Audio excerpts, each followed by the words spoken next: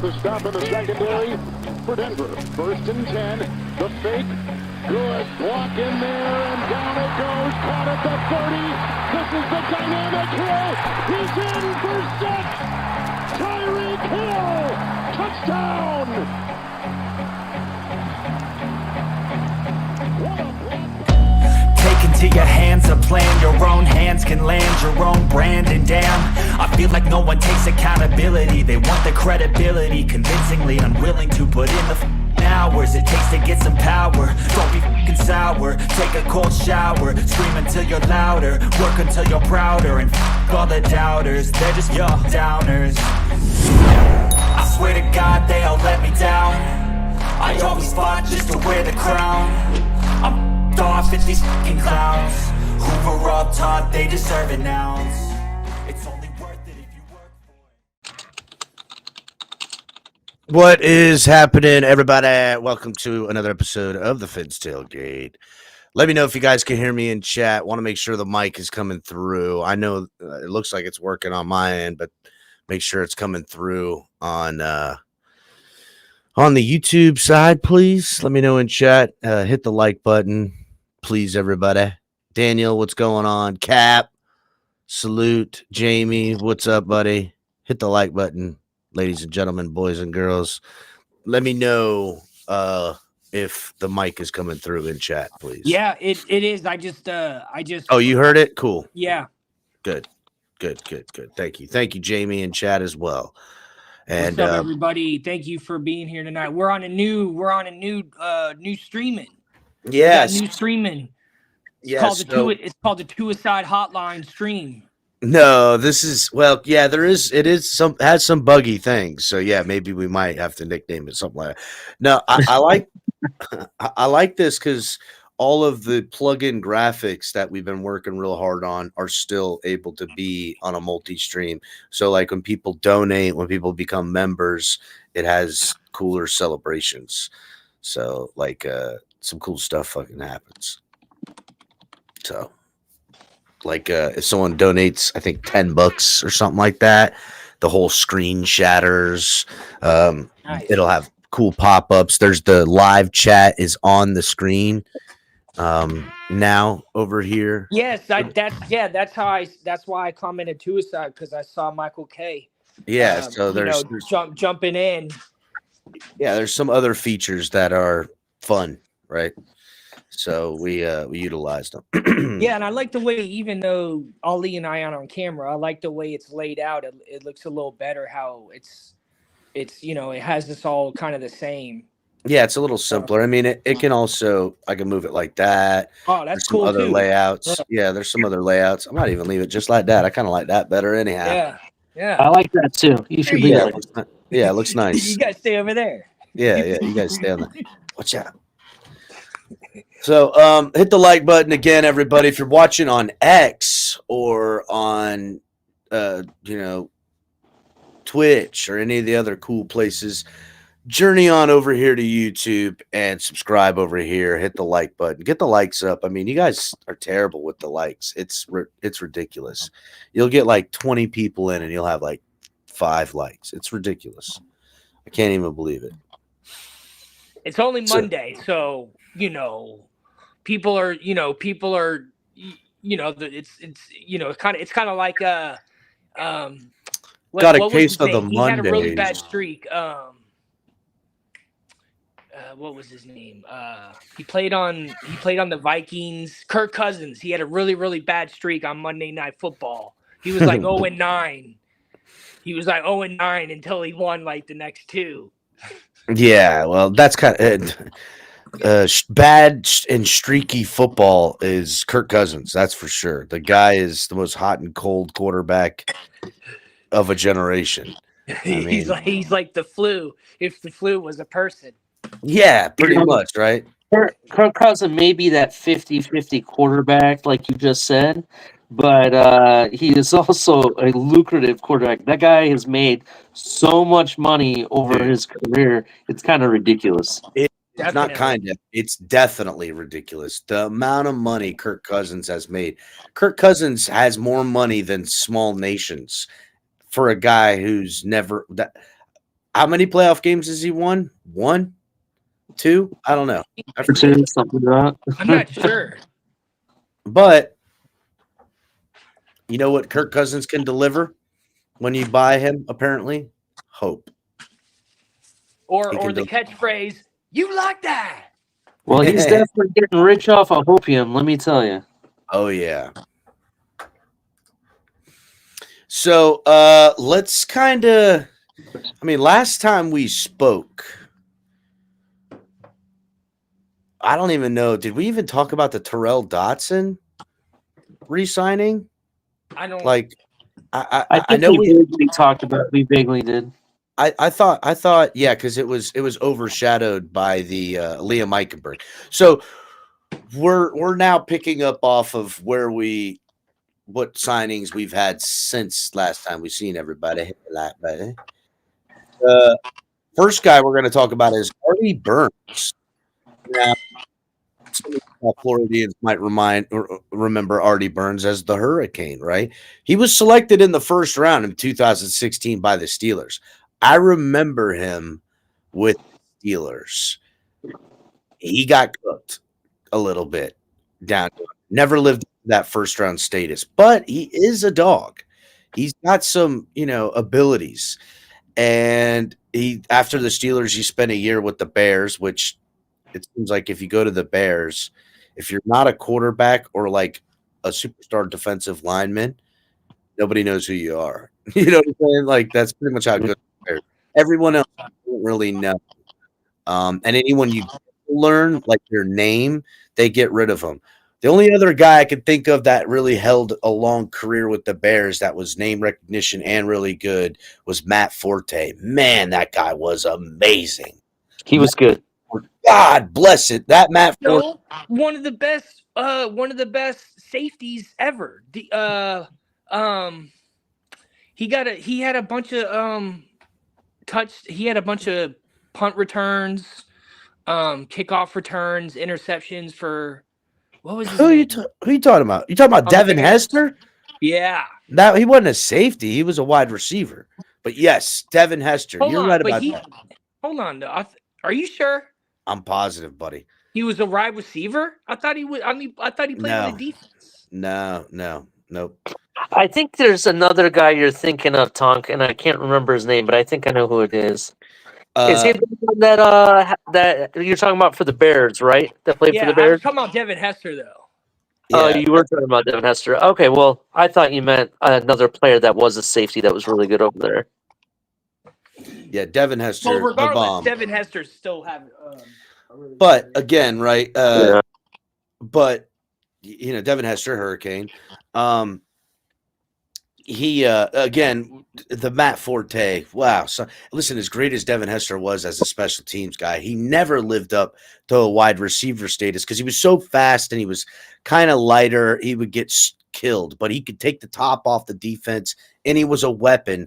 And he's a gold jacket member wearer because if you made the fatal mistake of kicking to him, he would get a touchdown. It was almost a certainty. Everyone would kick away from him, and every now and again, somebody would kick the ball short or it didn't get out of bounds, and he'd field it, and he'd house that bitch. He was incredible. He was really, really good. But Matt Forte was one of those guys. Anyhow, so Artie Burns was there with them. Last year, he was with the Seattle Seahawks. Now, this is, the third Seahawks defender the Dolphins have opted to bring here? There's obviously a scheme translation type of ideology that Anthony Weaver likes about that Seattle defense. And I'm here for it, right? I'm about it. Artie Burns, not the worst kind of addition. He's not your number one, obviously. He's not your number one. Mm-hmm. Everybody knows that. We got a number one.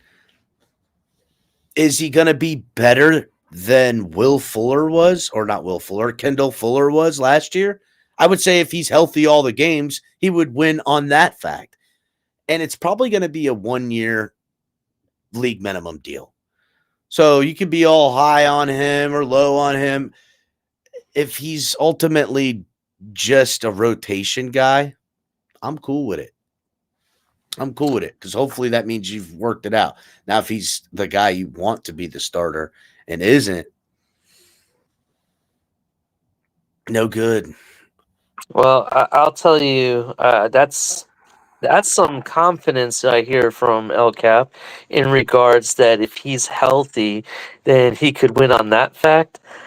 I'm sorry, I'm here to disagree with you. Artie Burns is really just a camp body. Even if he's here, he's just brought as a depth piece. He's not a starter, right?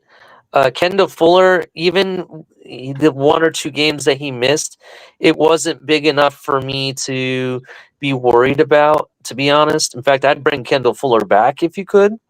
I would do that. Um, Ultimately, I think who they want as a starter is still out there. It could be somebody in the draft, it could be somebody that still hasn't signed yet. So we'll see. But I do agree with you. The Seattle Seahawks are quietly becoming Chris Greer and company's hunting grounds. I Yeah. think that they're bringing in people. In fact, some of the other players that we signed, besides Ty Dotson, besides Brooks, and besides this guy, I want to say one or two other players are also have had tenure in Seattle. Mm. So I want to look into that, but it's very interesting. It could be that the Seattle players are just they have the right price in mind for Miami, Or is Chris Greer trying to find players that have a propensity to be at least capable of playing in the cold? that is true. There's that fact too. But let's really look at it for what it is. Right now, Chris Greer is batting 100 when it comes to Seattle players. Both the guys they brought in last year, performed, really good. One of them, yeah, we still have to see Eskridge. That was the other player. He was with Yeah, Seattle. you're right. You're right. We have to see because he got injured, I think, right away. So Mhm. we'll see what's up there. But he's definitely doing really well getting Seattle players here and performing. So look, he only played 51 snaps last year in 4 games for Seattle. And look, a depth piece guy. I agree. And that's kind of what I've always what I said. I kind of ended it on if they're trying to force him into be the number 2 and you're going to have him on an island, you're probably going to be in trouble. But if they got him in rotation and that's what he is, while they're I gotta imagine it's shit or get off the pot for Cam Smith. Like, if that kid ain't out there as your starter, then what is he there for? Are they just going to do rotation of guys? I mean, they put Cater Kohu out there on the edge. Either way, at least it looks like Weaver can navigate it to some successes. So if he likes this Artie Burns and he's effectively the Eli Apple of this football team. Hopefully it does better, right?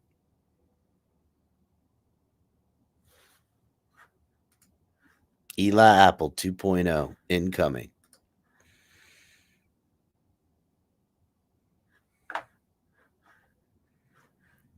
So, let's see. Was I on mute for that whole thing? Yeah, I couldn't hear you. Oh, okay. I'm sorry, man. I was saying, yeah, if he's doing better than Eli, then it's definitely a win, a little bit there. But Eli Apple's still out there, and who knows? We could even bring him back possibly. So be prepared. Yay. All right. Now you're talking. So the Dolphins brought in some offensive players and then brought in some defensive players. Sure.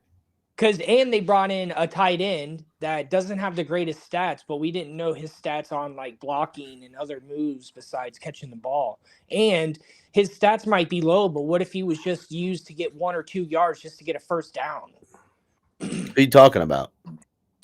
I forgot. We were talking about him on Shake's last episode. Sparrow. He's talking about the tight end Farrow that we signed. He's the Farrow. 8th best blocking tight end in the league. That's the big thing for him. Yeah, he's a big time It's blocker. like his 10th team or something like that. Hey, I'm just that's glad. fine. I mean, I'll take some knockaround guys, especially at that position. Yeah, definitely. I agree with you, Tonk. I'm just excited that we have a punter that can punt more than 30 yards a kick now. So I'm all excited for that. All right, so let's get into the punter. The punter is probably bang for the buck because the Dolphins are going to essentially take the savings from Bailey, their last punter, and give it straight to him because they're going to save $2 million cutting Jake Bailey. And they're just going to be like, here you go, new punter, Ryan Stonehouse. Now, Ryan Stonehouse, I can literally remember playing against the Titans, losing against them the last couple of years, and thinking, God damn it, even their fucking punter is killing us. I remember the field position game, how many times their punter fucking we would drive just outside of fucking field goal range or make a mistake, and the punter would fucking, or no, we would stop them on defense, and their punter would put us all the fuck way back inside the 5, and we would drive all the way up, have to punt because we're on their side. They would get nowhere, and then they would punt us all the fuck way back. He's a son of a bitch, and if Buddy can make sure to figure out whatever needs to happen, because here's the problem, Dolphins fans. We get this punter in here, and he's killing it in the punting game. That's great. I don't want to be thinking about punting personally. His job, modus operandi numero uno, is hold that fucking ball good for Jason the Sandman Sanders, because Jake Bailey came in here, and Jason Sanders turned it all the way around. The year prior to it, after we lost, I forget his name as the punter. Thomas Morstead was all right, I guess.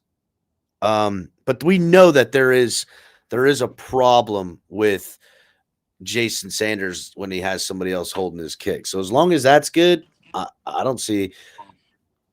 You know what? That sucks, bro. We're excited about a punter. Damn. I know, isn't that pretty bad? But I will say though, I do want to say. So does the punter also do the onside kick? No, I don't think so. No. It's only when they kick field goal tries. The holder. What I do want to say though is that I believe it was either in this last Titans game or the one before that I heard you say that exact sentence. Damn, even the punter is killing us. I remember you saying that like verbatim. I remember thinking, I'm like, God damn, dude, even this punter is murdering us today. Yeah. Like he was killing us. He was a nightmare. I'll never forget it. I was like, geez, like everything, we couldn't get nothing going on offense. Their defense was killing us. Their offense was sucking, but they were beating up on our defense. You could see it, but they weren't having stuff. But their fucking punter, he kept them in the game by just letting their defense do what they did to us all day. It pissed me off. And it's like, it's a weapon. People forget. Game is 3 phases. If Jason the Sandman Sanders can stay the same, and this punter, he's our kicker. He's our kicker. Okay. He's our field goal kicker. If he can stay the same, because he's been hella good the last 2 seasons. I know people want to get rid of him every year, but go ahead and look at the numbers. He's the best kicker of Miami history. That's it. I mean, what I think is hilarious from the Ace Ventura movie, bro. Lindo Mare, everybody, bro, everybody. He's the best. He's better than Finkel Einhorn. He's better than all of them. He's really good. Ray Finkel. Yeah, and Finkel is Einhorn. I want to say I've never seen a field goal kicker get so much love but so much hate at the same time. It's not even funny. Who, our field goal kicker? Yeah, listen, dude, if he misses one field goal, if he misses one field goal in this season, they're ready to run him out of the city with a Greyhound ticket faster than you can get a Jimmy John sandwich. And the only time you can see him get love is when he's hitting 50-yarders to keep in the game or win it. and or when he's hitting 5 field goals to win. People forget that's all his job is. It's a fitty shot. If you're leaning on the kicker to win you ball games or stay in ball games, you're fucking up already. Okay? You're fucking up already. But he does his job. And he's won games. He kicked 5 field goals 2 years ago in a game to win it. 5. Oh, was that? Yeah. Oh, yeah. That's like that, dude. That day alone set up like that. Yeah, day bro. Alone. Suck it, fools. That day alone. Bro, for real, on the real, bro. And homie's got the fucking most stone cold. He looks like if he wasn't the biggest kicking outlier. footballs. It's like the biggest outlier in kicker history is that day. He looks like if he wasn't kicking field goals, he would be kicking indoors with a special ops team killing fucking Talibans or some shit. He's got the most. He's got like, you know, remember the movie? Oh my god, I'm blanking on it. Bro, Tom, just think of it this way, right? Last season, I want to say he had 3 or 4 games where he had multiple 50-yard field goals in the game. Like one of them, I want to say he had like 4 of them. You know what I mean? It was the Cowboys game. That's right. It was the Cowboys game. And Jamie says he fucking got us in the playoffs when everyone else wilted that year. That's the fact. Everyone else went down, and Jason was like, I got this bitch. Yeah, but but hold on a second. Look, let's you just said a second ago, I can't believe we're excited over a kicker. And then look how much he saved the team. I'm not saying that, buddy. And I'm not saying it ain't 3 phases. And I don't mean to shit on kickers or punters. I'm just saying, like, in the operations of the game, you're hoping that your defense is getting stops and your offense is getting wins. You know, like that's kind of the thing. The kicker's supposed to help you offset that, and it's used as like a weapon, right? But if you're like, damn, kicker, I need you to save me. And sometimes they do, and that's great, and that's why they're part of the team. But when they don't, you can't go, this fucking piece of shit. No, bro, like, you fucked up already having one dude, him, save you. He gets a couple shots. He might only get one fucking field goal.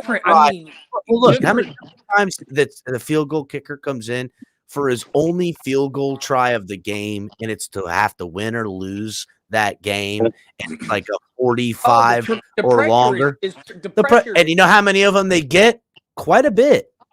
It's just a 1 out of every couple they don't. You're like, you motherfucker. It's just like, yo, chillax, everybody. He's basically a baseball closer. That's all the field goal is supposed to be, or field goal kicker is supposed to be, is a baseball closer. And they have him coming in, winning the game when your starter should be doing that. Yes, that's kind of how I'm vibing it, right? So, yeah, that's kind of the setup, the dealio. But yeah, I mean, look, again, I noticed a bad Titans team that was beating us, and I noticed their punter having a lot to do with it. And I very well may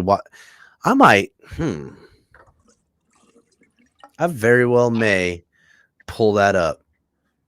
Ali, why don't you go ahead and get to the next person that we signed, the whatchamacallit, the Davis kid, Ashanti Davis. Did we talk about him? I don't remember. Safety from the Jets. Yeah, we talked about him. Yeah, we did. Yeah, we did. Already.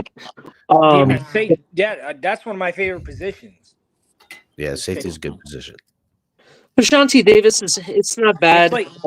I honestly kind of see all of our safeties very similar to like box safeties. So I kind of think free safety is in the card for the draft. So be on the lookout for that. Nice. Did we bring up Emmanuel Ogbah? Did we bring up that or talk about that yet? We did not. The news of it is, according to on Mo's Nose, there's video of Drew Rosenhaus saying that there is a contract on the table. They're just working out the details. So I think Emmanuel Ogbah wants to be here. I think he loves being here. I think the team treated him right a while ago. And then there was some ideology changes along with injury and coaching changes that kind of lost him in the shuffle. And he's felt at home with Miami and wants to stay here. I think he always intended to sign and stay in Miami as long as he can get a decent deal. Because I feel like he's made some good money, and yeah, there might be another million or more on, or a little bit or a little more than $1 million on the table other places. But I think in his head, he's like, yo, the cost, the stuff, if it makes me another $300,000 to go there, I'd rather just stay in Miami. You know what I'm saying? Yeah. Overall, with taxes and everything, like it's probably like, okay, $500,000 more to play for the Jets, let's just say, or stay in Miami. Nah, I'm going to stay in Miami. And that might be a problem we have in the organization, but whatever. I don't think we have that problem for the most part. I do want to say this though, Ogbah, if you ever like listen to any of his interviews, he had one where he was with his family, and you got kind of like an inside look into their culture and stuff. He was really looking to put down roots and build his home and everything, and finally thought he had found a home, right? So I think that's kind of why he accepted leaving and then coming back on the lower price and even coming back again. So I think that's what it comes down to. I think he likes Miami and that's his home, and he wants to stay here.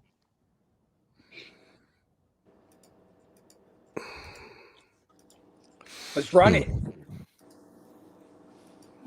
So we're gonna. So that's how it's. So that's how it works. Like with free agency, there's one round, and then you have the draft to like make up the spots that you couldn't fix fully with the first round of free agency. Pretty much, right? Like a lot of teams, Dolphins especially, and I've been telling people this for months, that Chris Greer will effectively head into the draft and on paper need nothing, right? He'll have every position and guys and have depth and all this stuff. He'll never go in there with like right now, we've got Zack Sealer and some guy that's like a practice squad guy as our defensive tackles. He would never roll into draft week with only two defensive. There'll be 2 more defensive tackles signed before that. So when he goes to the draft and there's been 3 defensive tackles taken in the first round, he won't go, oh my God, there's a run on defensive tackles. I've got to take the 4th defensive tackle off the board or I'm fucked. He won't do that. He'll go, okay, well, a lot of defensive tackles have been taken off the board and not one safety and only one cornerback. So maybe I'll take a safety or a cornerback because I could do that. That's how he works. And that's ultimately what will happen. Whether the problem in that is that you're probably going to end up, well, not the problem. At least you have guys that you've had that you're at least had them early. But also those guys are on cheap contracts. So then if you get a guy in the 3rd round, right, say he's the first defensive tackle you take off the boards in the 3rd round. Well, the dude's a stud. He just shows up day one and he's just murdering it. Well, I could drop this guy if I only signed for $1 million. It don't matter.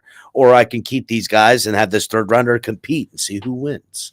So they use every opportunity the NFL gives them with rookie minicamp, UDFAs, and then, trying to get guys in early while also bringing some of the guys that have been around just to make shit a smooth transition.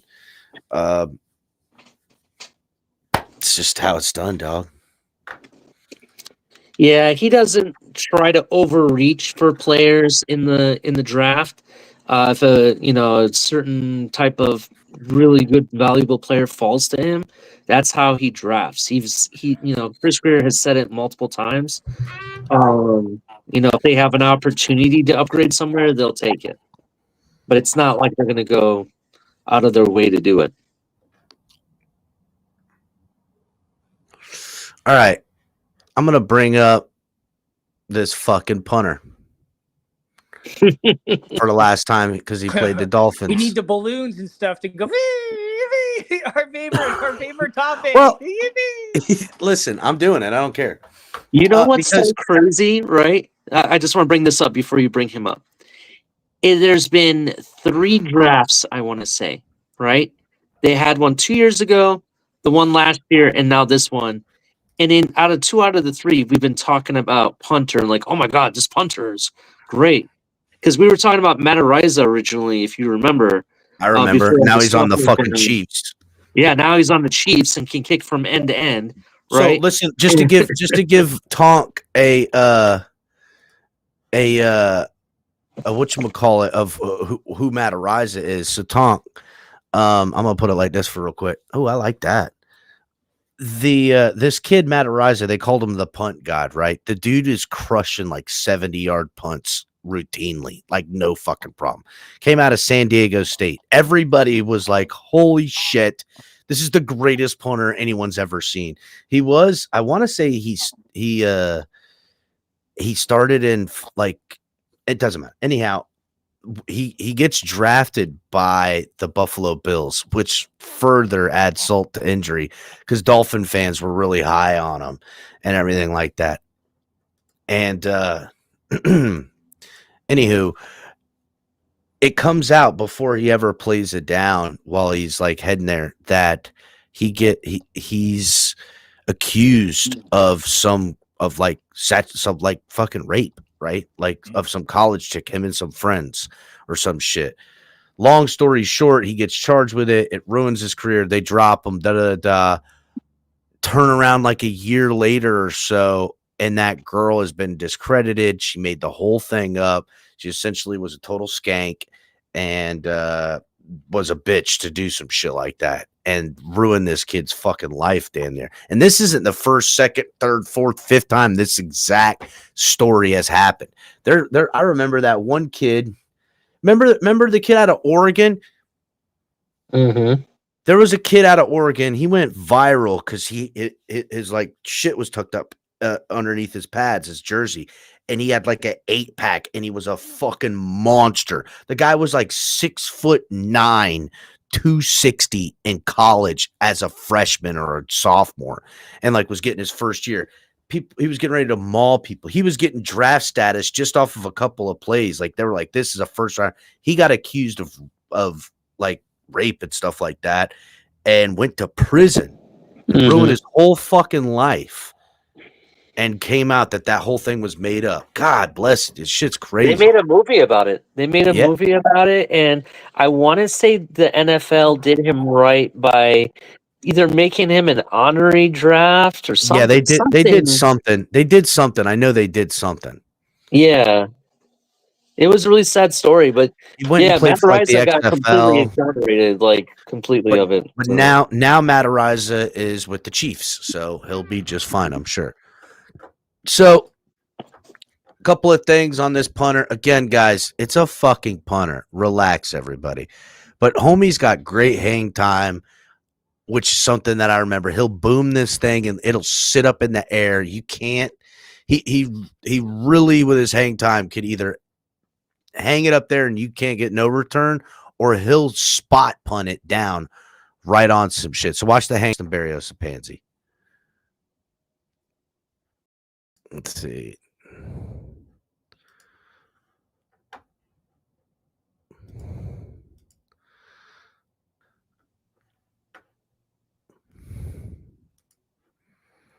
Let's see what happens on this one.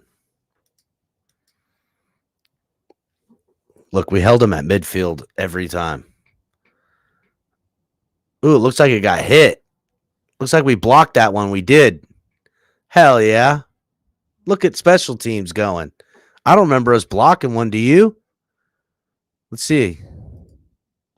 I don't remember that. Desperate, and Calais Campbell was trying to make plays because I want to say at this point we hadn't scored a fucking point. I don't even think we gained like a yard at that point. This must have been early in the game. Look, we've punt. That was their third punt. Then we have a third punt, a fourth punt. Then they punt. I mean, just nothing, bro. A lot of punts in this game. All right, so here we got them pinned back. and homie from the 2-yard line. Boom. And this is called out kicking the 25.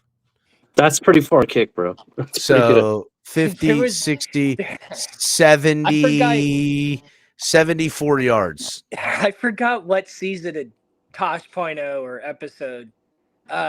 He was making a joke about the Dolphins because he hates the hell out of he hates Nick Saban like with a passion. Yeah, he's a So he diehard. said- He's a Dolphins fan. So And he said, I hope y'all like punts. all right, let's see. And they were That was probably when I said that. I'm like, God damn, this punter's killing us. All right, so yeah, he sucks, guys. My fault. huh? What do you mean he sucks? I Sorry. thought you just said that he was good. You know what? Didn't really hit like I was hoping it would, dog. We're talking about a punter. How did you expect it to hit? I don't know, Ali. I was really hoping that bit went well. I really You don't didn't want feel to like hit. it worked. You wanted to kick, not hit. Yeah, well, Listen, something. I wanted listen, something to listen. happen. There's one thing you're not showing, though.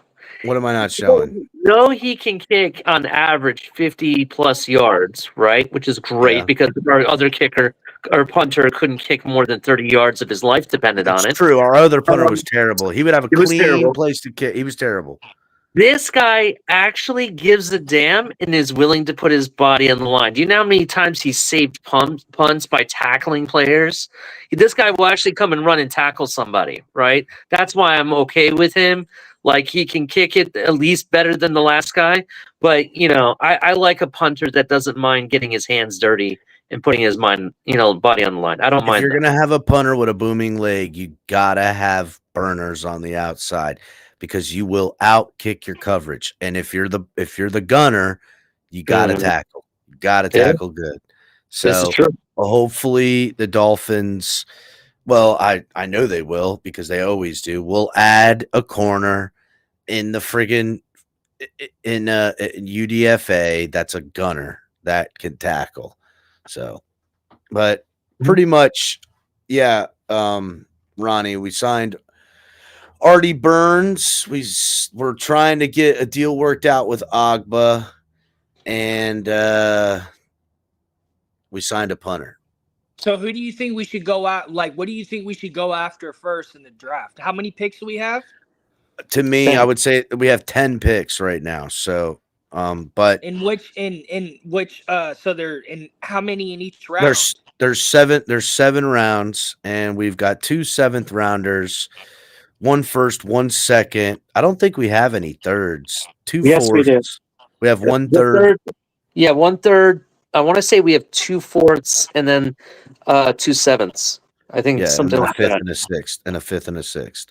So we've Yeah. got some good amount of picks, honestly. Texans signed their cornerback, Derek Stingley. Yeah, Junior. it was expected. Yep. It was expected, but he got the whole thing guaranteed. Yeah, they It's kind a of $90 reset the million market with it. deal. It's an $89 million deal, or excuse me, $90 million and 89 of it's guaranteed, which is wild. 3 years, going to make $30 million a year. I mean, he's good, but god dang. I mean, actually, he's really good. I will give it to him. Mhm. Hey, so to answer Tonk's question, I personally think if I was the GM, that we would target a defensive tackle first. That's what I'm saying. And then in the second round, you can get a really good corner. His name is Darian Porter. And I think he's going to be a shutdown guy. And there's also other corners. Defense, Um, okay. There's Another Bonner corner, or so that's whatever all from defense? Texas. Yeah, defense is where it's at in this Defense. draft, to be honest. Yeah. Yeah. You want to go not just because it's a need for the Dolphins as well, but defense is definitely the place to go in this year's draft. Yeah. And- The only position offensively that I kind of trust are the running backs. There's Yeah, very it's a rich deep running running back draft, but outside of that, it's all on the defense. I kind of hope they grab the tight end from the Hurricanes and bring a flyer on him around here. So, I understand that. I like him too, but I kind of like another legacy player I know Mason who you're talking Taylor. about. I like Mason Yeah. Taylor, to be honest. He's dynamic. He looks pretty good. So yeah, I'm not opposed to that either. Honestly, like there's to me, Dolphin fans are pissed, right? They're kicking and screaming because we're not signing things that are gonna make them feel better right now. But what they don't realize is that this is exactly what they've been asking for. We're not gonna sign veterans that aren't shit, and we're not gonna sign old veterans that are past their prime, and we're not going to sign guys that want top dollar premium free agency money. We're actually going to bite the fucking bullet and try to go a little younger for once. That's what's happening. They're trying an influx of youth.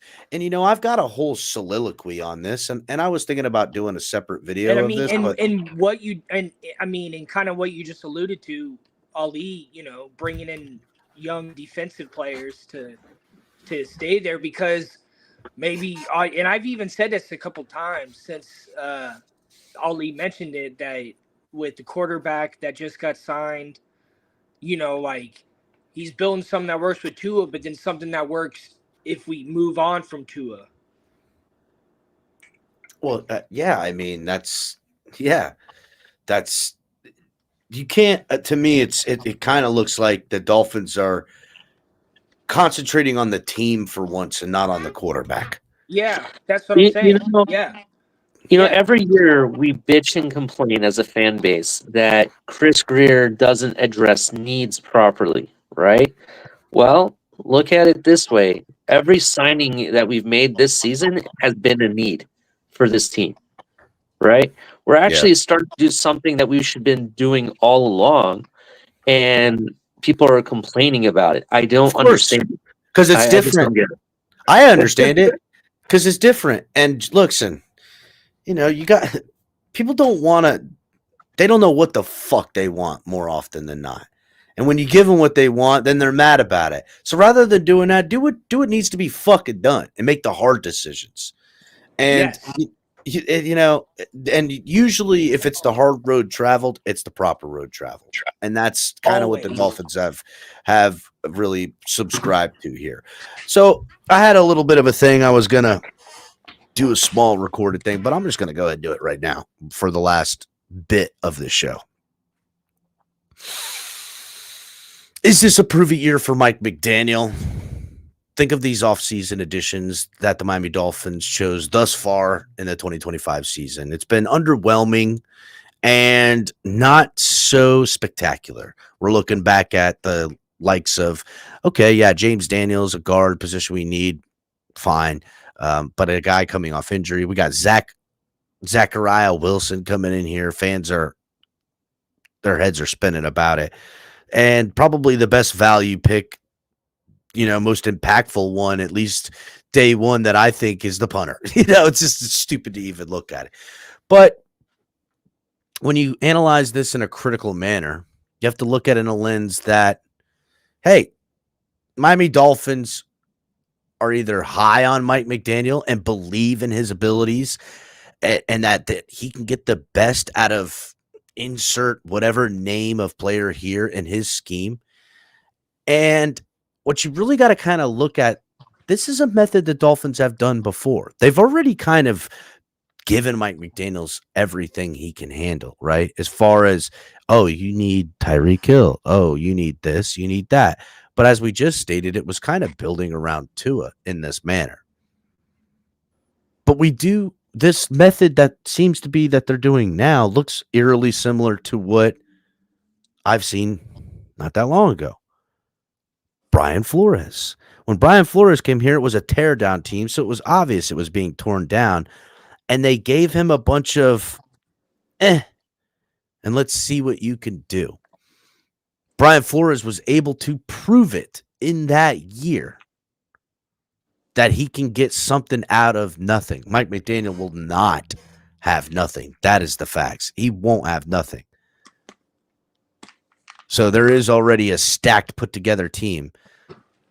But there's actually a lot of potential reformation projects that are going on here. Zach Wilson being at the forefront of that. What can he get out of Liam Eichenberg? What can he get out of the – I mean, listen, it's not just his offense. This is his team. He's the coach. He's held accountable for it all. So when you think about this season, I'm not so looking at it as what has and hasn't happened and why aren't the Dolphins. This is how it's going to go. And Mike McDaniel is going to either prove to the Dolphins and the NFL that he's one of them coaches that teams are going to get around, get behind. And youth is just the way to change that too. He gets young guys to buy in, believe, and the old guys either A, feel like someone's could be taking their job, Zach Wilson and Tua, or B, feel like, hey, these young guys in the new energy are keeping us up. I gotta lead for them. Or does it all come falling down on Mike McDaniel and everyone loses faith, in which his history will be written? They're setting him up for as much success as any, but just as much failure as he's ever been able to find. Right now, everything's been pretty, I don't want to say easy for Mike McDaniel, but this is where he's got to dig deep and really start understanding that he's either A, going to not be a head coach next year and be an offensive coordinator, or B, he does this right and he could be one of these head coaches that are head coaches for a long, long time. That's kind of where he's at. He's not really in just a prove it year. He's in a fork at the road of his career where either A, he's going to find a different long road travel. He's going to spend the next 5 years bouncing around, learning from other people to then hopefully get another shot at the head coaching job. Or B, he's going to prove to the NFL and Miami, whether Tua goes down or not, that I'm still one of these guys. I'm one of these head coaches. I'm not a flash in the pan. I'm not a rising and falling star. I'm a guy who's going to be a sustainable play caller in the NFL, not just for 2025, but for years to come. That's where he's at right now. You want to take a stab at it first, Tonk? I'll wait my turn. I think the Dolphins are looking out for the Dolphins. I think the GM is looking out for the team, and whether or not Mike McDaniels can do something with the team, he's given him a team that has longer potential. So younger players, defense, offensive signings. I think that he's setting the team up for success. Whether or not McDaniels has success in that, there will be eventual success, I think. Mm-hmm. But I think they're trying to plan a way to get away from Tua is what I think. I think that's what they're trying to do. I hope that is the case. I really do. But one thing I'll say, just my perspective, right?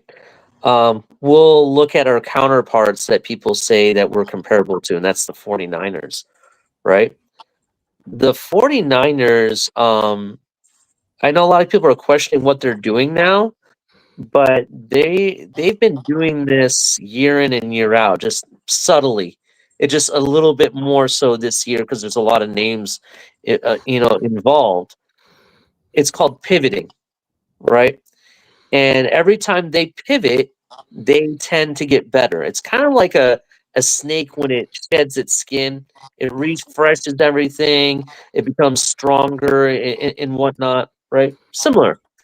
I think that's kind of what all good teams go through.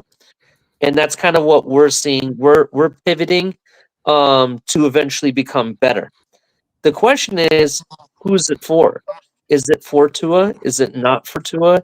Is it for Mike McDaniel? Is it not for Mike McDaniel? So that will really be the real big question. I'll tell you what, if McDaniel makes the playoffs again with a lesser team, I kind of have to say he What do you might be mean one of those lesser guys. team? What do you mean lesser team? Well, right now, I think it's pretty safe to say. Right now, the I team mean, I don't think as talented as it was in the past. That's it what wasn't I good mean by enough that. last year, and we haven't gotten any better. If anything, we might have gotten worse in some areas. You Yeah. know, it's yet to be seen because we do have guys that can get healthy, but Mhm. it's yet to be seen on the running back room. How much better could it be, or is it going to stay the same? Wide receiver room, how much more am I going to expect out of them? Tight end room. That was one of the best performances ever by a tight end in Miami. How much better can I ask for a team that didn't go to the playoffs? So when you look at all of the things that came up short last year and how we haven't on paper gotten any better, it's hard to imagine how much better it could get unless it's purely A, health, and B, if it's not health, if it's coaching prowess. And if that's the case, that's what we're looking for. Is Mike McDaniel a guy who's going to be able to navigate all of this bullshit and still get the damn job done? And that's what I was trying to ask you, El Cap. Do you think that if he gets to the playoffs again, let it be just getting to the playoffs, not necessarily a playoff win, is that enough for you to keep moving with Mike McDaniel just for another year? Because if he's taking a team that we're all under agreement, and this is what most Dolphin fan thinks, that this year is really going to be a wash. We're not going to win more than 8 games. We're not making the playoffs. We're not doing anything. We're just standing still essentially. What if he actually overcomes that and gets us a chance in the playoffs? Then what? I would say With this no team. matter how it's sliced, if he gets the Dolphins in the playoffs, he's definitely staying. That's a fact. And I would say I'll do you one better. If Tua goes down at any point in the season, and yet the Dolphins in the final 2 weeks are still playing for a chance in and have relevancy, he'll be golden. And I don't care if he's only got 8 wins come the final 2 games. If he's rolling out with Zach Wilson and has been for a month, and Zach Wilson's won some games to keep it alive, he ain't going nowhere. The only way in which Mike McDaniel doesn't go anywhere is if A, Tua just completely fails, B, Tua goes down, and Zach Wilson fails completely. Yeah. Any of those other scenarios happen, I don't even think he has to go to the playoffs if it meant Tua went down and he's been playing with Zach Wilson but remaining competitive. That's just how I think. Yeah, right. If they don't make the playoffs with Tua, if they don't make the playoffs and Tua stayed healthy all year, he's gone. Yeah, then he's fired. He's fired. And Tua's fired. They're both fired. Right now, the only safe person that I'm starting to think that I should bet on is Chris Greer. The way he's signing people, safe. I think he's definitely safe. Mike McDaniel's on the hot seat right now, and if Mike McDaniel can just get a good performance out of this team, and let's say Tua goes down, like you said, after like 4 games or whatever, right? And here comes Zach Wilson. If Zach Wilson can keep us in that playoff hunt and be on the bubble of making the playoffs, he could actually survive it. That's all. That's what I'm going to say. You said Chris Greer is the only one safe, or he's doing something to keep his job safe. So in my opinion, that's exactly to what I said. He's making the team good. Because I don't know how a GM could keep himself protected if he made a shitty team. So, well, listen, because there's so much more in those things, and then there's so much more nuance of who's at fault with what and why. And Chris Greer has effectively, consistently navigated himself for credit for the good moves and drug his feet on the bad ones that other people seem eager to take credit for in the beginning. Because there's all this love when you do something and people want it, but when it comes back around again and they're mad about it, you're front and center. Chris Greer's he's slippery, bro. He is. That's why the only thing they've ever been able to nail him down on is last year. He got on the podium and he kind of giggled and laughed about, oh, you're not as worried about the O-line as we are. And then we proceeded to watch the O-line get injured left and right like it would. Now, granted, the O-line overall graded out not that bad, but the season went bad, and then they admitted at the end of the year that O-line's on their shit to do, and he kind of had his foot in his mouth. And that was a little bit out of touch with him. And I said at that time, you can go back and watch videos like, oh, Chris Greer really went out on a limb. I can't even believe he kind of did that because that's not his deal, right? He kind of tried to laugh it off, but it didn't really work out. It kind of laughed at everybody. People were pissed about it. So, and either way, Chris Greer will never be fired. He'll only fail forward or upward, I should say, or retire. That's the story on Chris Greer. That's it. Okay. He's a Dolphins lifer. So I'm going to end it with this little topic. So we've talked a little bit about Mike McDaniel and the scenarios in which he could, be here, be gone, how it would fail, what not failing enough would look like if he, could stay but not go to the playoffs. Whatever. He goes to the playoffs, he's here, but that's the easy answer. Giving all the context of how if he didn't get to the playoffs and still was here, how that was possible. We've gone a little bit through that. And most importantly of one of these ways, these contingency plans, is the backup quarterback, Zach Wilson. And that's a hefty ask. You can go back to last week when I talked about Zach Wilson a couple times about, the guy is 12-21. He's essentially a 1-3 quarterback. In 4 games, he's going to lose you 3 and win you 1. So far. And now he was with the Jets, and there is that stuff. Now here's the interesting lens that I haven't heard anyone talk about. And I want to shout out to Shake because he did talk about this. What? About hold on. Just listen. I'm going to shout out to Shake because he brought up a point that I'm going to add to this point that helped me kind of look at this interesting He's lens. breaking up all sorts of points when it comes to Zach Wilson. Shake's on his money. So Shake's on his money. The year that the Niners traded for a bunch of draft picks to the Dolphins to move up in the draft,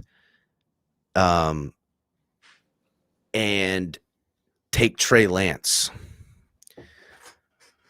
there was a lot of them. There was a lot of speculation that they wanted Zach Wilson, and that Zach Wilson and Trey Lance were the 2 targets, and Zach Wilson was number 1, who was taken right before by the Jets that the Niners couldn't get. Then afterwards, there was all this gamemanship, and they were like, oh, we wanted Trey Lance the whole time, and we kind of suckered the Jets into getting him. The funny fact is that as bad of a career Zach Wilson may have had, it's 10 times better than the career Trey Lance has had. He's been an absolute dumpster fire, complete miss. But at the very minimum, back at the 49ers, whether it was true or not that they really wanted Trey Lance over Zach Wilson, the reality is they were drafting a quarterback that year, and Mike McDaniel was a part of the Niners, and they went extensively on the work of those quarterbacks. And Trey Lance was their pick, but they also looked a lot at Zach Wilson. Now, could Zach Wilson be the next Ryan Tannehill? Maybe. Now, think about this. Think about Zach Wilson and Ryan Tannehill. What do they have in common? Let me know in chat. What does Zach Wilson and Ryan Tannehill have in common? Outside that they are both Utah or have been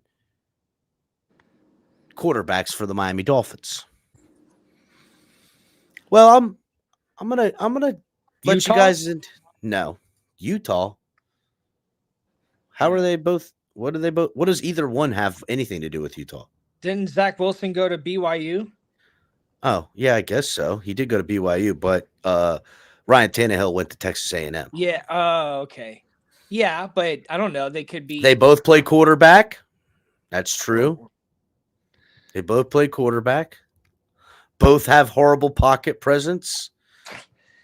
I don't know about that. I'll tell you. They both came in as rookies in quarterback controversies and were handed their football teams as rookies. That created further dissension on the team of veterans that they possessed. And what proceeded afterwards is the detractors on that rookie season got turned off the team. Like they let those guys go. When Ryan Tannehill was brought to the Dolphins, every Dolphins player and fan wanted Matt Moore to start. Mm-hmm. Matt Moore was the beloved player guy. But as you know, Matt Moore's terrible in practice, couldn't really get the offense and timing, and the wizards of the world say that that's not good, and Ryan Tannehill ends up being the starter. And that created a rift. You could say that it didn't, but it did. Mm-hmm. Whether Tannehill was as good as Matt Moore in practice or better, it didn't matter. The team believed in Matt Moore. What was that? Sorry, my wife was yelling at me about something. Oh, okay. I thought it was like a TV. So when Matt Moore played good soldier, and then the following year they get rid of him because they didn't like that there was this Matt Moore, and they created an easy pathway that was handover. There was all this media pressure. The teammates spoiled on him before he even had a chance to build any rapport. Well, I don't know if you guys know this, but that's the exact same thing that happened to Zach Wilson. Zach Wilson getting drafted, happiest night on earth. And just like the Dolphins with Matt Moore, the Jets were in love with Mike White. Mike White, they literally had T-shirts that said Mike White on them. Defensive players. They were supporting the guy, Mike White. They felt like, hey, Mike White came in, gave us a little something last year. He should get his shot to win the job. And everyone knew when they took the second overall pick, Zach Wilson, that he wasn't going to get his fair shot. And that's kind of the rule of the jungle, the law of humanity. When you work hard and you earn something, people want to see you get it. Whether you're good enough to have it, they want to at least see you get what you earned. And they didn't like that. And they didn't like it in Miami. Now, Mike White ends up coming to the Dolphins sometime later, and he did nothing here. But that's not what happened to Ryan Tannehill. Ryan Tannehill has his time with the Dolphins. It fizzles out. He goes off, and Dolphin fans forget about him. He goes to Tennessee for a second-round pick. Eerily similar is the situation. Now, it's not similar that the Dolphins got Zach Wilson for a trade or anything like that. There wasn't some dead cap picked up, and Zach Wilson never got the contract Ryan Tannehill got from the Dolphins, but that's just because the Dolphins love to be stupid with their money. But there is some similarities in how Ryan Tannehill is backing up Marcus Mariota, a quarterback with injury concerns on a ready-built team in the Titans that is coming up short and falling apart every year. At the end of the year, with talent all over, money spent, good coach, and their Hawaiian quarterback is coming up short. Damn, bro. Throw the Hawaiian in there. And lo and behold, Zachary Wilson coming into the Miami Dolphins on a ready team, on a best team he could have ever been on to potentially field. Certainly the best weapons he's ever had in his whole football career. Backing up a Hawaiian quarterback that has failed at the end of seasons and has injury concerns and is currently being overpaid? Could Zachariah Wilson become the next Ryan Tannehill? Can he? I will say I think he could. He has potentially has the let's back up a moment because there's some context that I think needs to be explained here. There's a reason why Zach Wilson was the number 2 overall pick in his draft. The guy actually has some abilities, right? He has a cannon of an arm, right? He's mobile. Talent wise, I think he's a really good quarterback when it comes to his abilities on that front. His IQ of the game, that's something we still have to consider to see where that is. But there's a big something big that we're missing when it comes to Mike McDaniel and when he was with the 49ers, right? They run a wide zone scheme. BYU ran the same scheme there that we and the 49ers do, right? So on that front, he's a quarterback. You're bringing him on the cheap, and he could definitely fill in a backup situation and save the day on that alone. Well, kind of to the point I'm making here is that we've seen Jet quarterbacks, Geno Smith, Sam Darnold, leave the New York Jets and find their second act in the NFL and not just become serviceable quarterbacks, but teams are willing to pay as their franchise coach. Geno's got the second team on board for that because the Jets suck. That's it. This is the best way to put it. I can give you all the real reasons, but when I just say it's the Jets fucking up a quarterback, you're like, oh, okay. So Zach Wilson, fine. Maybe he won't be the GOAT. Maybe it doesn't have to be a Jets quarterback. But look at the similarities Ryan Tannehill had with the Titans. When you're taking what happens to Jets quarterbacks out there, also what Ryan Tannehill found backing up Hawaiian injury-prone quarterbacks, maybe there's a little bit of a something. Did you ever think of that? A little something.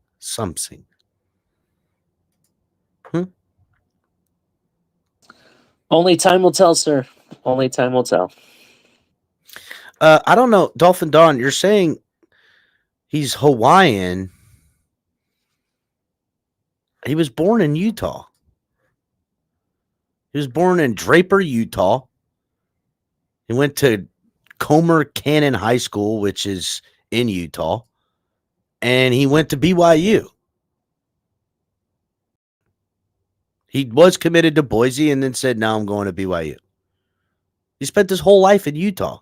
Like, maybe he has some Hawaiian in him, but I think you're kind of missing it. His papa is Hawaiian. Well, is his papa a Mormon Hawaiian? Because that's different.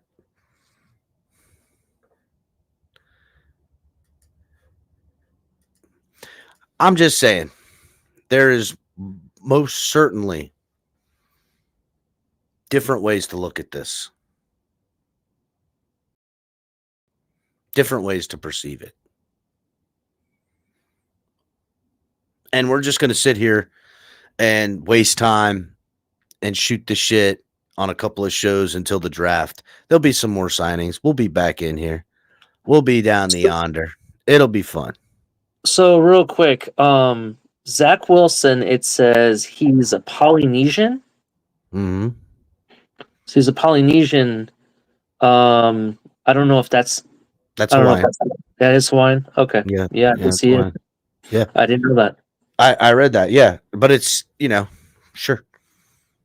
Okay. He's half Polynesian. Holla for $1.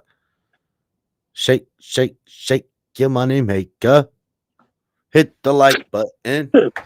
All right. Well, that's it. That's all I got. I'm only going for an hour. Only wanted to go for an hour. We're going to get this bad boy done at 10 o'clock. Hit the like button if you have not. Go back, watch the video, hard-hitting stuff, and we'll see you guys next time. Peace.